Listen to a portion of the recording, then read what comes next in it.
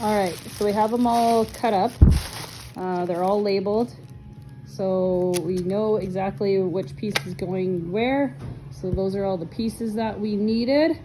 And then we have all these scraps. Okay, so what we're gonna do with these scraps is we're going to write extra on them, but then we're also gonna write how big the piece is. So I just cut this piece off of the tailgate, so I only needed 26 inches off of the roll. So I know it's 64 inches long because that's what I rolled it out to.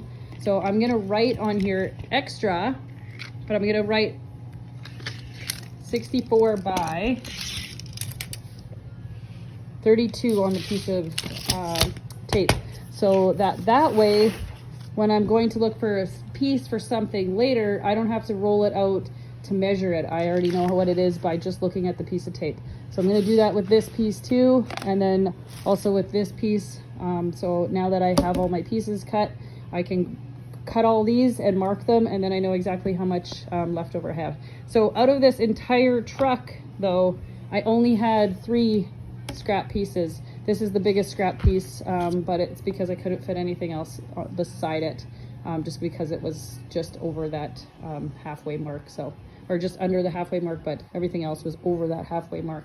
So I wasn't able to use that piece for anything. So that is pretty good. You don't want any more scrap pieces than this when you're cutting up a vehicle. You shouldn't have any more than this. If you have more than this, something's wrong. You did something wrong and you didn't save space with cutting your pieces. So again, this is all the pieces that I cut.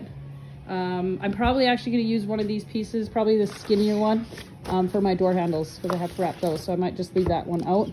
But these 2 pieces I'm going to write on how big they are and then put them in the cupboard.